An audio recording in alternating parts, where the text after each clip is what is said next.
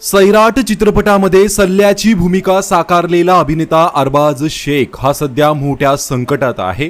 Social मीडियावर त्याने video post केला आहे। आपल्या वडिलांसाठी त्याने मदतीची आर्त हाक दिली आहे।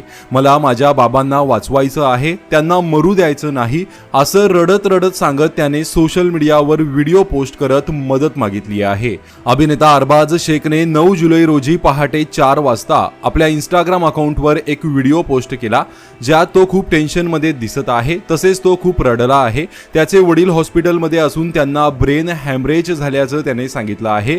पण हॉस्पिटलमध्ये जे काही घडलं आहे त्यामुळे तो पूर्णपणे खचला आहे। तर पहा या व्हिडिओमध्ये अरबाज शेख नेमका काय म्हणाला आहे। नमस्कार, मी अरबाज शेख। मी आता सोलापूरमध्ये नोबल हॉस्पिटल समोर उभा आहे। पप्पांना 8 दिवस झाला हॅमरेज झालाय म्हणून ब्रेन हॅमरेज झालाय म्हणून आम्ही त्यांना सोलापूरला ॲडमिट केलंय। तर त्यांचा हार्टचा थोडा प्रॉब्लेम झाला म्हणून आम्ही त्यांना नोबेलला शिफ्ट केलं होतं। आणि नोबेलचा अनुभव मला इतका घाण आला की जेव्हा आम्ही पेशंटला ॲडमिट केलं तिथे, तर 10,000 आधी डिपॉझिट भरायला सांगितलं, आम्ही ते भरले।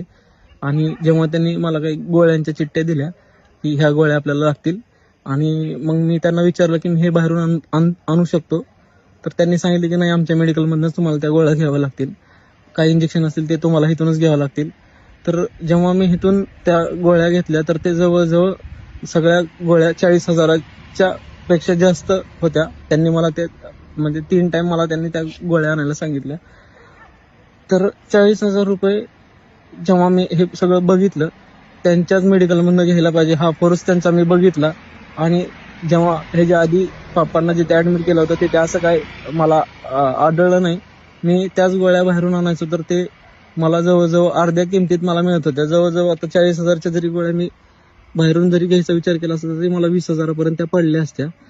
पण इथे एवढी लूट होतीये आणि माझ्या बापाला मला मरताना नाही बघायचंय,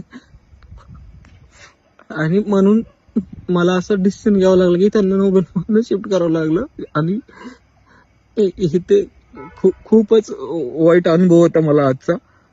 ह्याच्यावर जाणकारांनी ह्याच्यावर काहीतरी मला सांगावं की माझ्या वडिलांना मी कुठे ट्रीटमेंट करायला पाहिजे आणि कसं ट्रीटमेंट करायला पाहिजे, मला आता काहीच कळत नाहीये। पण माझ्या बापाला मला वाचवायचंय काही करून। मला मदत करा प्लीज।